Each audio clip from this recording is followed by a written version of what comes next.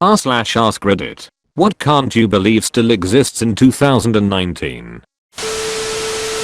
Convenience fees for certain purchases like rent or tickets. Motherfucker, I know it doesn't cost your stupid ass $20 to process a rent payment. If so, I have a very fine bridge to sell. Tell me more about this bridge. Yes, I would like to know. Phone books. Every year they still dump a stack of them inside each apartment building where I live. Not a single one has been taken the last few years. The white pages. Do you want it? No. Do you use it? No. Does it inexplicably show up on your doorstep 3 times a year? Yes, yes, and yes. There's a reason that we in the paper industry call this thing the white whale. Look at all that sweet blubber. I'm glad that I know this reference now. Completed my first watch through last month. Really, the rise of anti-intellectualism in general. Anti-vaxxers, flat earthers, climate change deniers, it's really sad. Flat earthers. If nothing else this. I can't believe that people actually think this. It actually started as some sort of way to prove a point for intellectuals. Then it got out of hand. As they say, if you pretend to be an idiot long enough, idiots will eventually join and feel at home. I briefly worked at a bank and sometimes had to use a typewriter. Blew my mind. Typewriters are cool. My granddad has one that he even managed to keep even during the occupation. I use it when I visit. The click-clack of the metal sounds like history.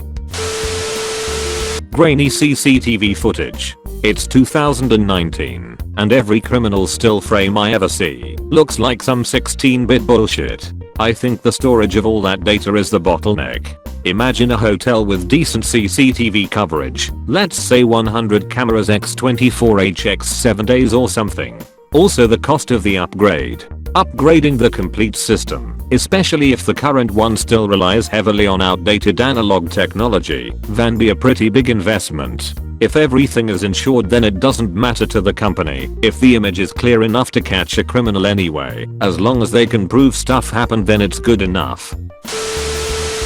Concentration camps. Literal concentration camps. In China, there are active concentration camps, where amongst other places they continue their total disregard for even the most basic human rights. Isn't it crazy how the whole world ignores that? What do you mean?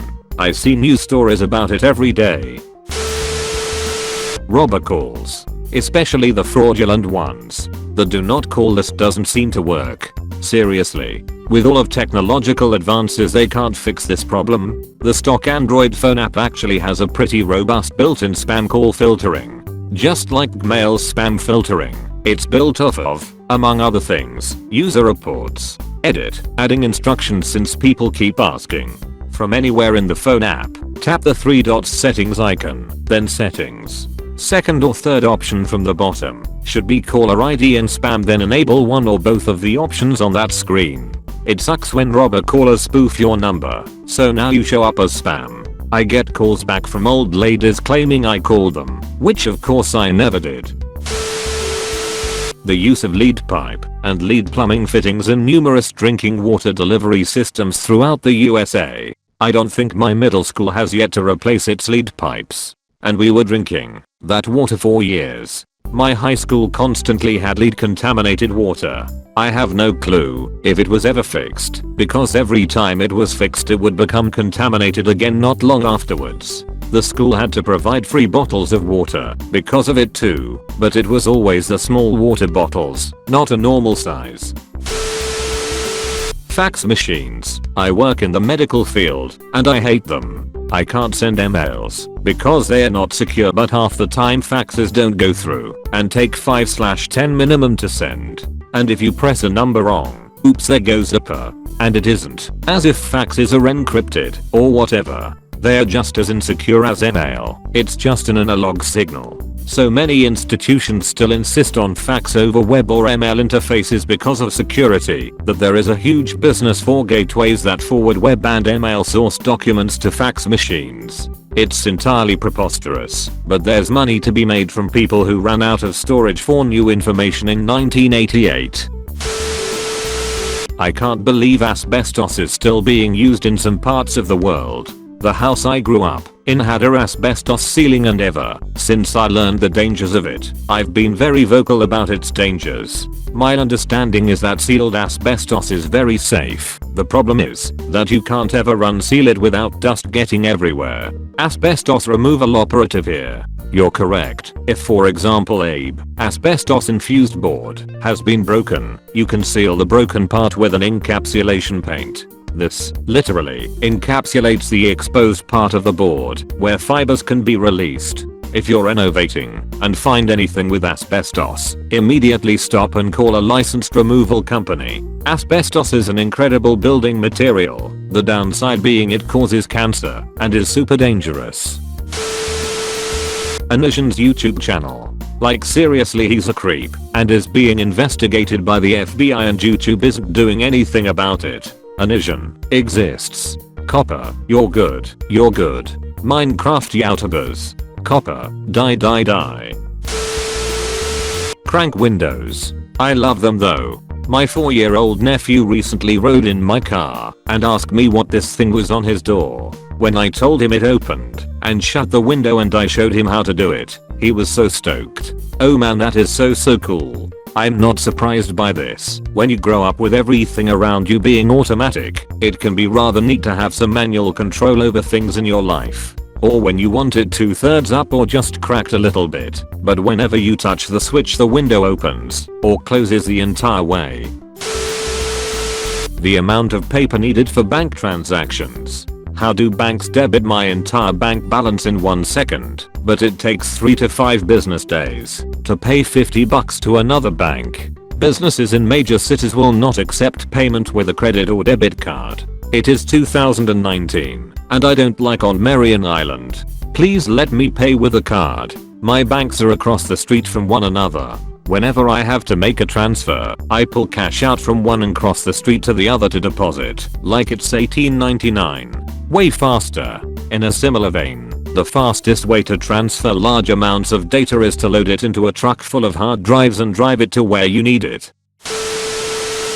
People dying because they don't have health insurance. Or they do have health insurance, but the insurance company is refusing to pay for the care they need. You won't catch me saying that it isn't worth taking a good, hard, honest look at the reasons that healthcare is so expensive in the first place, though. Or it's so fucking expensive that if you already live paycheck to paycheck, you think HMM. As of the moment, I feel fine. Do I really need to pay up the wazoo for coverage when for the past 5 years the worst that happened to me was the common cold? Or do I pay rent? I've already cut all my other expenses. I don't even have a Netflix account. Let's just hope for the next year the common cold is still the worst thing I can get. As a relative used to say, when you get a cavity in your right side, just chew with the left side. Calling to confirm orders. I had to wait extra days to get my computer because the company called to verify the order first. Hardly anyone checks the phone when they don't recognize a number these days. Seriously, that's a thing. How are they still in business? The place where I usually order computer stuff from, I can literally cancel a paid order with just a mouse click. How are they still in business? They do this precisely to stay in business, as the idea is validation of a proper order, not shipping things without and hoping insurance covers a scam. Not that it's a good way to do it nowadays. People scam online retailers all the fucking time. It's a major business risk that they are required to eat, unfortunately. Kind of a reverse answer, but I'm pretty fed up with how consistently terrible phone call quality is. I'm no expert on the infrastructure of telecommunications, but my goodness, the consistently awful audio quality on phone calls seems inexcusable to me. And CURRENTYEAR. I talked with an older man who have been working with cell phones since they came out in Sweden. He claimed that the quality actually have gotten worse due to heavier traffic on the cell towers. I've been too lazy to actually check this up though. I can't say if this is certainly true, but it is totally believable. As cell traffic, voice, and data has increased, providers have had to use increasingly complex schemes to get use out of what bandwidth they have. Phone carriers, both cell and landline, already truncate the upper and lower ends of the audible range to fit more calls, and digital voice communications are also using increasingly complex and lossy compression algorithms for the same purpose. I hope you enjoyed the video. Make sure to like, comment, and subscribe for I upload daily, and suggest what subreddit I should cover next. Thank you and happy travels.